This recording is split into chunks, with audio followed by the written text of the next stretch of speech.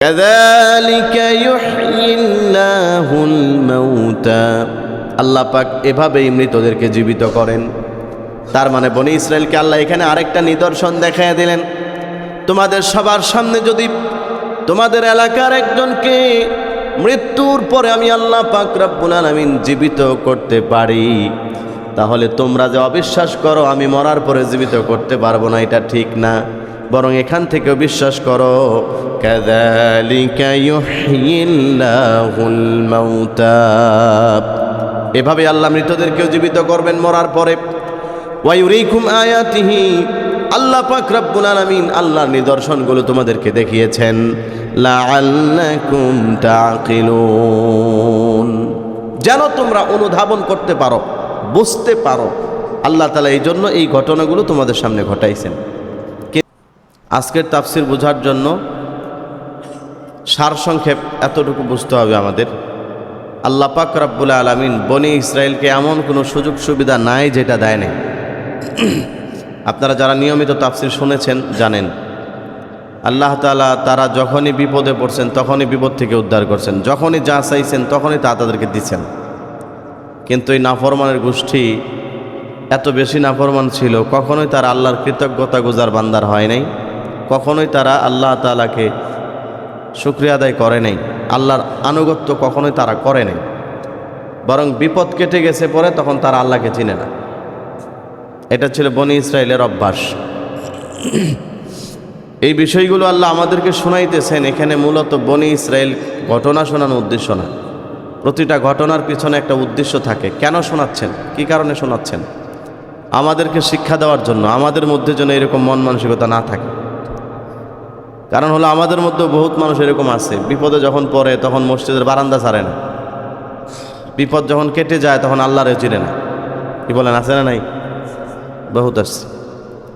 বিপদ যখন আসে তখন আল্লাহকে ছাড়া কিছু বুঝে না, দোয়া দরুদ ইস্তিগফার কোরআন তিলাওয়াত জিকির সব করে। বিপদ কেটে গেছে পরে তখন অহংকারী হয়ে যায়, তখন আর কাউকে গোনায় ধরে না, তখন আল্লাহর কথা মনে থাকে না। এটা আল্লাহ তাআলা কোরআনে বলেছেন, বান্দা যখন বিপদ থেকে উদ্ধার হয় তখন সে অহংকারী হয়ে ওঠে, তখন মনে করে সব আমিই করছি, কিন্তু আসলে সে কিছুই করে না, সব করছেন কে? আল্লাহ তাআলা। তো বনি ইসরায়েলকে আল্লাহ তাআলা এত সুযোগ সুবিধা দেওয়ার পরেও সর্বশেষ যে ঘটনাটা, যে বনি ইসরায়েলের একজন ব্যক্তিকে হত্যা করে এক এলাকায় ফেলে আসা হয়েছিল। তো সেই সমাজের নিয়ম ছিল, কোনো এলাকায় যদি কোনো লাশ পাওয়া যায় তাহলে এলাকার সবাইকে জরিমানা করা হবে, সবাই দিয়ত দিতে হবে, রক্তপণ দিতে হবে। লাশ পাওয়া গেছে, কারণ কেউ তো স্বীকার করতেছে না এটাকে কে মারছে। কথার কথা, আমাদের টঙ্গী অঞ্চলে রেললাইনের পাশে একটা লাশ ফালায় রেখে গেছে। এখন যারেই জিগায় যে এটাকে তোমরা কেউ খুন করছো, বলেন তো এটা কেউ কি স্বীকার করবে? একজন মানুষকে খুন করে এটা তো চারটিখানি ব্যাপার না, কেউ স্বীকার করে না। তো বনি ইসরায়েলের এক এলাকায় একটা লাশ পাওয়া গেছে সকালবেলায়, কেউ স্বীকার করে না যেটাকে কে হত্যা করছে। শেষ পর্যন্ত তারা সবাই মিলে সিদ্ধান্ত নিল যে আমাদের জমানায় তো নবী আছে, মূসা আলাইহিস সালাম আছেন, তোমরা লাশটাকে নিয়ে মূসা নবীর কাছে যাও, তিনি আল্লাহর সাথে যেহেতু কথাবার্তা বলেন তাহলে তিনি আমাদেরকে এই কথা বলে দিতে পারবেন এই লাশ, এই লোকটাকে কে হত্যা করছে। লোকটার লাশ নিয়ে যাওয়া হলো। লম্বা ঘটনা, সংক্ষিপ্ত করে বলতেছি। লাশ নেওয়ার পরে মূসা নবী বললেন, ঠিক আছে আমি আল্লাহ তাআলার সাথে কথা বলে দেখি। আল্লাহ তাআলার সাথে যখন কথা বললেন, আল্লাহ তাআলা বললেন যে একটা গাভী জবাই করো, একটা গাভী জবাই করে সেই গাভীর একটা অংশ দিয়ে এই লাশের শরীরের মধ্যে লাগাও, গোশত অংশ লাগানোর পরে এই লোকটাই জীবিত হয়ে তাকে কে হত্যা করছে সে এটা বলে দিবে। সুবহানাল্লাহ বললেন সবাই। অনেক আশ্চর্য একটা বিষয় না এটা, যে জীবিত মানুষের গায়ে ওই গোশতের টুকরা লাগাইলে সে জীবিত হয়ে তাকে কে হত্যা করছে এটা বলবে, বলে আবার মারা যাবে। তো বনি ইসরায়েল তো এমন একটা জাতি ছিল, ওরা প্রশ্ন করতো বেশি, অযথা পেরেশানি করত। এজন্য তারা প্রশ্ন করতেছিল, একের পর এক প্রশ্ন করতে করতে সহজ বিষয়টারে কঠিন বানাই দিচ্ছে। মুফাসসিরিনে কেরামগণ লিখেছেন যেই কোনো একটা গাভী জবাই করলেই হতো, কিন্তু তারা প্রশ্ন করল, ইয়া রাসূলুল্লাহ, অর্থাৎ হযরত মূসা আলাইহিস সালামকে বললেন যে আমরা যে গরুটা জবাই করব এই গরুটা কেমন হবে, আপনি যদি আমাদেরকে একটু বলে দিতেন তাহলে ভালো হবে। প্রথমে তারা জিজ্ঞেস করছে, বলেন গরুটা কেমন হবে। আল্লাহ পাক রব্বুল আলামিনের কাছে মূসা নবী জিজ্ঞেস করলেন, আল্লাহ ওরা জিজ্ঞেস করছে গরুটা কেমন হবে, কোয়ালিটি কি। আল্লাহ তাআলা বলেন, ইন্নাহা বাকারাতুন লা ফারিজুন ওয়ালা বিকরুন আওয়ানুম বাইনা যালিক।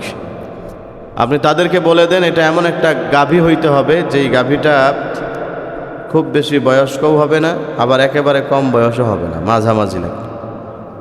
সুতরাং আপনি তাদেরকে এরকম একটা গরু জবাই করতে বলেন। তাদেরকে যখন গরু জবাই করতে বলছেন তখন তারা মূসা নবীকে বলল যে আমাদের আরেকটা বিষয় জানার আছে, সেটা হলো গরুর কালার কি হবে, এটা একটু আল্লাহকে জিজ্ঞেস করুন। আল্লাহ পাক রব্বুল আলামিনকে মূসা নবী জিজ্ঞেস করলেন। আল্লাহ তাআলা বললেন, ইন্নাহা বাকারাতুন সাফরা ফাকিউল লাউনুহা। আপনি তাদেরকে বলেন এই গরুটা হইতে হবে সোনালী কালার, হলুদের মধ্যে গাঢ় কালার, তাসুরুন নাজরিন, যেটা দেখলেই দর্শকের চোখ আটকায়া যায়, এমন একটা গাভী জবাই করতে হবে। তাদেরকে বললেন ঠিক আছে, এরকম একটা গরু জবাই করেন। মূসা নবী যখন এটা বললেন তখন বনি ইসরায়েলের লোকেরা আবার প্রশ্ন করলো, আসলে আমাদের সমাজে তো আরও অনেক গরু আছে, এখন গরুর বিষয়গুলো নিয়ে আমাদের কাছে মোসাব্বা লাগতেছে, প্যাচ লাগতেছে, এখন কেমন গরু জবাই করতে হবে আরেকটু ডিটেলস বিস্তারিত যদি বলে দেন তাহলে আমাদের জন্য ভালো হয়। আসলে মূলত এদের অন্তরের মধ্যে নষ্টামি ছিল, এরা চাচ্ছিল গরুটা যেন জবাই করা না লাগে, এই জন্য একের পর এক প্রশ্ন করে উদ্দেশ্য ছিল মূসা নবীরে বিপদে ফেলায় দেওয়া, কিন্তু ওরা নিজেরাই বিপদে পড়ে গেছে। মূসা নবী আল্লাহকে জিজ্ঞেস করলেন কেমন গরুটা হইতে হবে, আরেকটু গুণাগুণ যদি বর্ণনা করতেন ভালো হতো।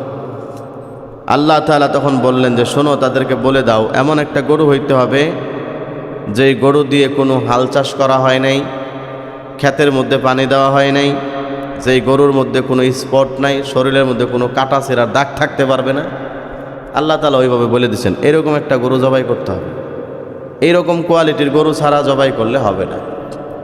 তখন তারা বলল ঠিক আছে, এইবার গিয়া ঠিক আছে। বনি ইসরায়েলের লোকেরা কারণ একের পর এক প্রশ্ন করতেছে আর আল্লাহর পক্ষ থেকে অনুমতি জানিয়ে দেওয়া হচ্ছে, এই জন্য তারা বলতেছিল যে এখন ঠিক আছে, তাইলে আমরা এখন জবাই করব, কিন্তু এরকম কোয়ালিটির গরু তো এখন খুঁজে পাওয়া যাচ্ছে না, এরকম কালার পাওয়া যায় না। কালার পাওয়া গেলে শরীরের মধ্যে দাগ আছে, দাগ থাকলে তো হবে না, শরীরের মধ্যে দাগ না থাকলে দেখা যায় এটা বয়স্ক বেশি, বুড়া গরু দিয়ে হবে না। অথবা পাওয়া গেছে একটা একেবারে কচি, মাত্র 2-3 মাস বয়স, এটাও তো হবে না। কি একটা বিপদে পড়ছেন, মানে সব গুণাগুণ মিলায় গরু পাওয়া যায় না। শেষ পর্যন্ত একটা পাওয়া গেছে অনেক খোঁজাখুঁজির পরে। তো মালিকও ওই রকম ছিল, আল্লাহ তাআলাই তার মন ওইভাবে ঘুরাই দিয়েছেন যে আপনি তো দেশের মধ্যে কোথাও গরু ওইরকম খুঁজে পাচ্ছেন না, আমার একটা পিস, এই এক পিস গরুই আছে। সুতরাং এই গরুকে যদি নিতে হয় তাহলে তার চামড়ার ওজন পরিমাণ স্বর্ণ দিতে হবে, নাহলে গরু বিক্রি করবো না। বুঝতে পারছেন কথা? কিছু করার নাই, কি করবেন? মানুষে বলে না বিপদে পড়লে কিছু করার থাকে না তখন। এখন বনি ইসরায়েলে যে প্রশ্ন করতে করতে এই পর্যায়ে নিয়ে গেছে, এখন গরুর চামড়ার পরিমাণ স্বর্ণ দিয়ে এই গরুটার কিনে আনতে হয়েছে। কিছু করার নাই তো, কারণ এখন এই যে নয়তো তো পুরা এলাকার সবার নামে মামলা দিবে যে এই লোক হত্যা করছে, তখন তো কেউ বাঁচতে পারবে না। এখন সবাই মিলে চাঁদা উঠাইয়া টাকা টুকা দিয়া গরুর স্বর্ণ চামড়া পরিমাণ স্বর্ণ দিয়া গরু কিনে আনছেন। আল্লাহ তাআলা বলেন ক্বালাল্লাহু তাআলা ফাযাবাহুহা ওয়া মা কাদু ইয়াফআলুন। ইয়া রাসূলুল্লাহ, ইয়া হাবিবাল্লাহ, বনি ইসরায়েলের ওই সমস্ত লোকেরা সর্বশেষ অনেক টালবাহানা করার পরে, অনেক নাটকীয়তার অবসান ঘটিয়ে শেষ পর্যন্ত তারা গরুটাকে জবাই করল। ওয়া মা কাদু ইয়াফআলুন, মূলত তারা এটা করতে চাচ্ছিল না, এই শেষে আইসা আল্লাহ তাআলা তাদের মনের অবস্থাটা প্রকাশ করে দিয়েছে। এই যে এতদিন যে প্রশ্নগুলো করছে, ঘুরাইছে ফিরাইছে, কেন?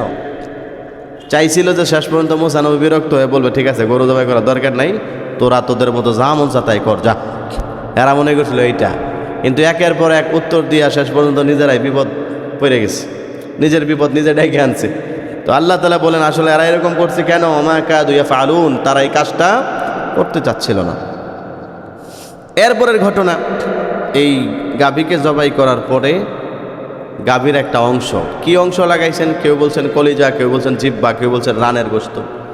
যখনই মৃত ব্যক্তির শরীরে লাগাইছে, সাথে সাথে মৃত ব্যক্তি জীবিত হয়ে, তাকে হত্যা করেছিল তার আপন ভাতিজা। কারণ এই লোকের অনেক সম্পদ ছিল, কোনো ছেলে সন্তান ছিল না, একটা মাত্র মেয়ে। ভাতিজা সবসময় চাইতো মেয়েকে যেন বিয়ে করতে পারে, তাহলে বউ পেয়ে গেল, সম্পদও পেয়ে গেল। কিন্তু চাচা কোনো অবস্থাতেই তার কাছে বিয়ে দিতে রাজি হচ্ছিল না। এই জন্য সে ইচ্ছা করে তার চাচাকে মেরে হত্যা করে ওই পাশের গ্রামে ফালাইয়া রেখে আসছে, যেন নিজে ধরা না পড়ে। তো আল্লাহ তাআলা কোরআনে বলছেন, বনি ইসরায়েলের সেই ঘটনাটা আল্লাহ তাআলা প্রকাশ করে দিয়েছে। ওই লোকে জীবিত হয়ে তার হত্যাকারীর নাম সবার সামনে বলছেন যে আমার ভাতিজা আমাকে হত্যা করছে। হাজার হাজার মানুষ সবাই শুনছেন। তারপরে সে আবার মারা গেছে। আল্লাহ পাক রব্বুল আলামিন বলেন, ফাকুলনা যরিবুহু বিবা'দিহা। আল্লাহ পাক রব্বুল আলামিন বলেন, তোমরা গরুর গোশতের একটা অংশ দ্বারা সেই মৃত ব্যক্তির শরীরের মধ্যে আঘাত করো। যখনই আঘাত করা হলো, আল্লাহ পাক তাকে জীবিত করে দিলেন এবং সেই ঘটনাকে আল্লাহ তাআলা সবার সামনে প্রকাশ করলেন। আল্লাহ পাক বলেন, কাযালিকা ইউহয়িল্লাহুল মাউতা। আল্লাহ পাক এভাবেই মৃতদেরকে জীবিত করেন। তার মানে বনি ইসরায়েলকে আল্লাহ এখানে আরেকটা নিদর্শন দেখাইয়া দিলেন, তোমাদের সবার সামনে যদি তোমাদের এলাকার একজনকে মৃত্যুর পরে আমি আল্লাহ পাক রব্বুল আলামিন জীবিত করতে পারি, তাহলে তোমরা যে অবিশ্বাস করো আমি মরার পরে জীবিত করতে পারবো না, এটা ঠিক না। বরং এখান থেকে বিশ্বাস করো, কাযালিকা ইউহয়িল্লাহুল মাউতা। এভাবে আল্লাহ মৃতদেরকেও জীবিত করবেন মরার পরে। ওয়া ইউরিকুম আয়াতিহি। আল্লাহ পাক রব্বুল আলামিন আল্লাহর নিদর্শনগুলো তোমাদেরকে দেখিয়েছেন, লাআল্লাকুম তাকিলুন, যেন তোমরা অনুধাবন করতে পারো, বুঝতে পারো। আল্লাহ তাআলা এই জন্য এই ঘটনাগুলো তোমাদের সামনে ঘটাইছেন। কিন্তু পরের যেই কাজগুলো ঘটছে, যেটা আমাদের আজকের আলোচনা, এতক্ষণ যেটা বললাম এটা আজকের আলোচনা বোঝার জন্য, যে এই শেষ পর্যায়ে আল্লাহ তাআলা এতটুকু উপকার তাদেরকে করছেন। এলাকার সবাইকে আল্লাহ তাআলা অপবাদ মুক্ত করছেন। একটা গরু জবাইয়ের বিনিময়ে এই লোকটাকে জীবিত করে তার আসামি, খুনের আসামিকে, এটা নাম বলার মাধ্যমে সবাইকে আল্লাহ তাআলা বিপদ মুক্ত করছেন। আল্লাহ পাক রব্বুল আলামিন বলেন, সুম্মা কাসাত কুলুবুকুম মিন বা'দি যালিক ফাহিয়া কাল হিজারাতি আও আশাদ্দু কাসওয়া। আল্লাহ পাক রব্বুল আলামিন বলেন, তারপরে সমস্ত বনি ইসরায়েলদের অন্তরগুলো শক্ত হয়ে গেল। কতটুকু শক্ত হলো? আল্লাহ পাক রব্বুল আলামিন পাথরের সাথে উপমা দিয়েছেন। বরং আল্লাহ বলেন, ফাহিয়া কাল হিজারা আও আশাদ্দু কাসওয়া। তাদের অন্তরগুলো প্রথমে আল্লাহ বললেন পাথরের মতো হয়ে গিয়েছে, এরপরে আল্লাহ বলেন আও আশাদ্দু কাসওয়া, বরং এই সমস্ত বনি ইসরায়েলের অন্তরগুলো পাথরের চাইতেও আরো বেশি শক্ত হয়ে গিয়েছে। বলেন নাউজুবিল্লাহ। এরা এত পরিমাণে নাফরমান, এদের অন্তরগুলো পাথরের চাইতেও বেশি শক্ত হয়ে গিয়েছে। এতটুকুন বলার পরে এবার আল্লাহ তাআলা পাথরের 3টা কোয়ালিটি বর্ণনা করবেন। এই পৃথিবীতে যত পাথর আছে, পাথরের অবস্থা হয় 3টা। সমস্ত পাথর এই 3 কোয়ালিটির কোনো একটার মধ্যে তার অবস্থান আছে।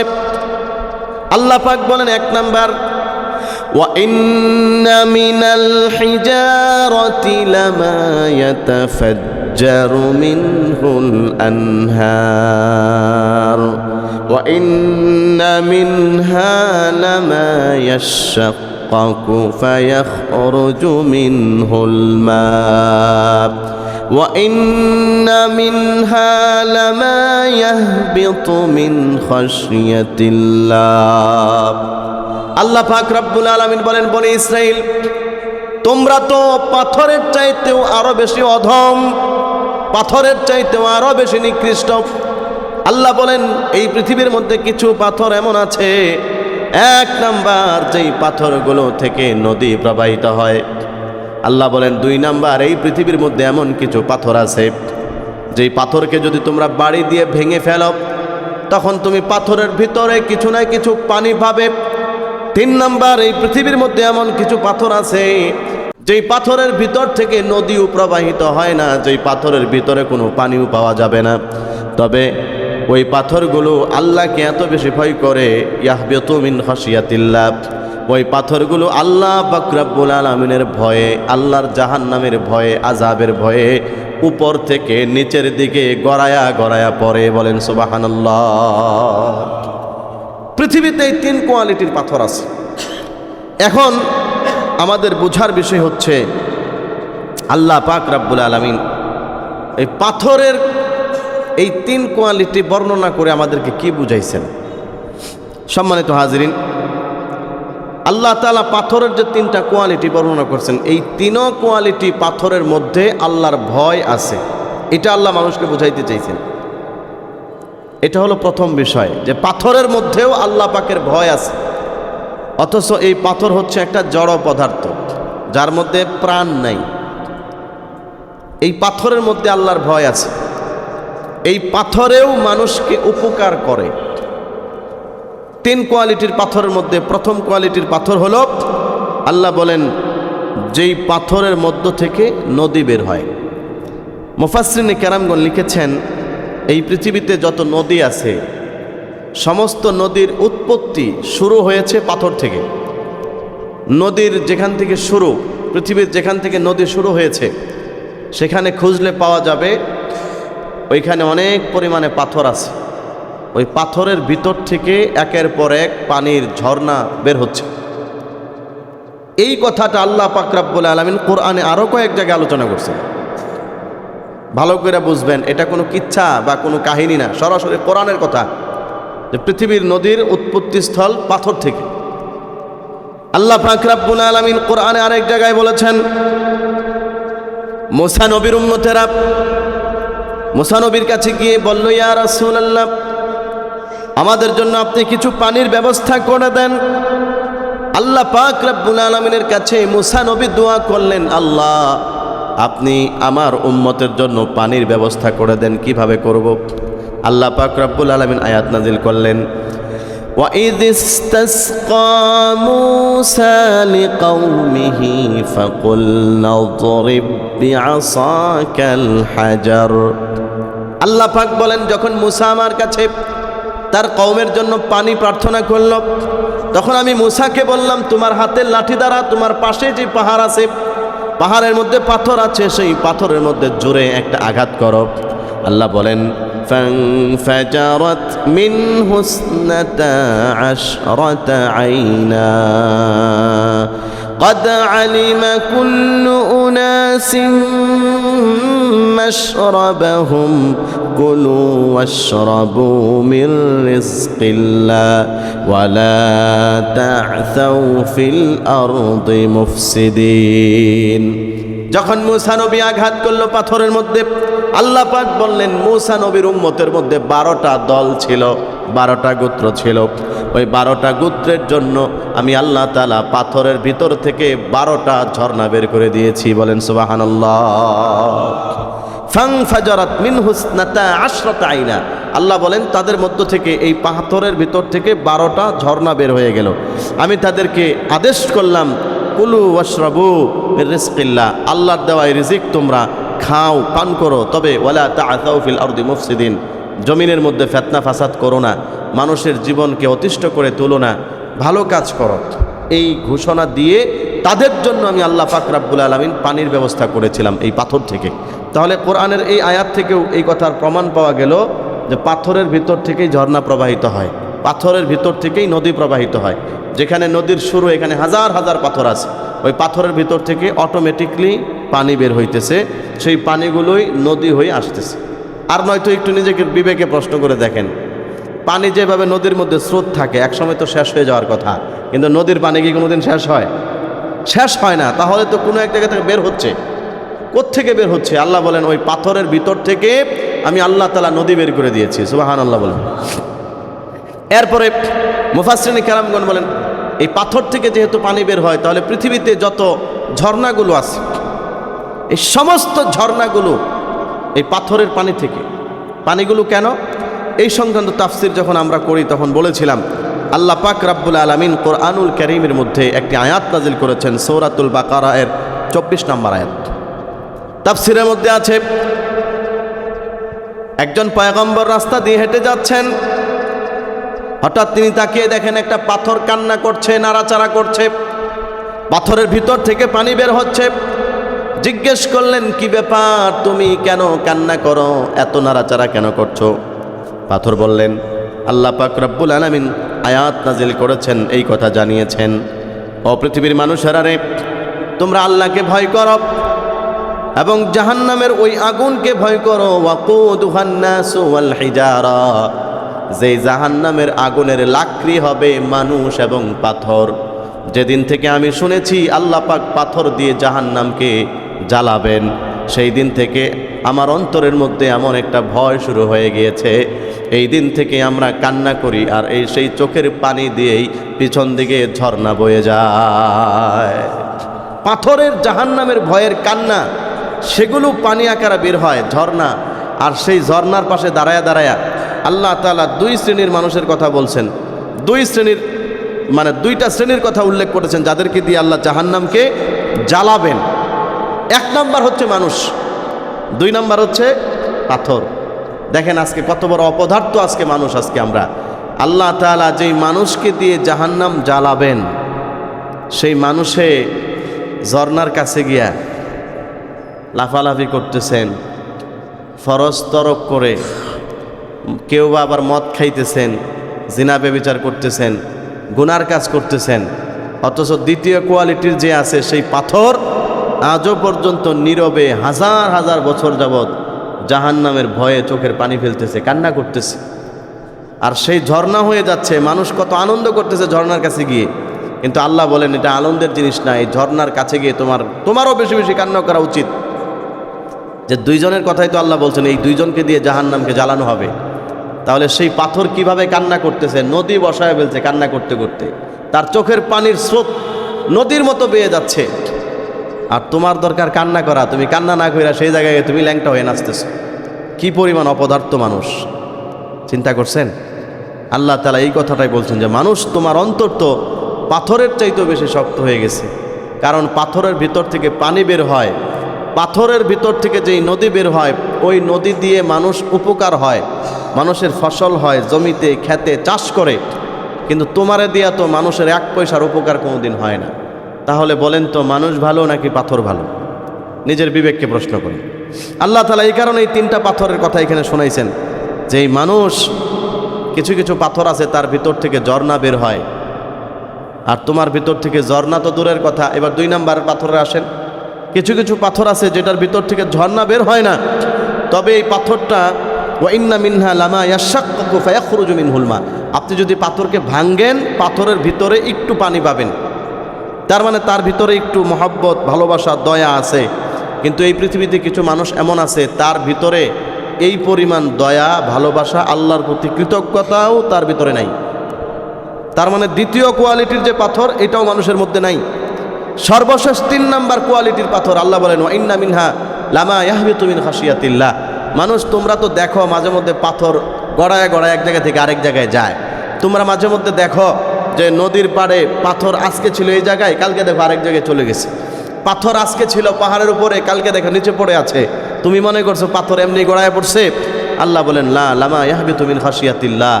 এই পাথরের ভিতরে পানি নাই ঠিক আছে, কিন্তু সে আল্লাহর ভয়ে, জাহান্নামের ভয়ে উপর থেকে নিচের দিকে প্রতিদিন গড়ায় গড়ায় পড়ে, যে আল্লাহ আপনি আমার দিয়া জাহান্নামে জ্বালায়েন না।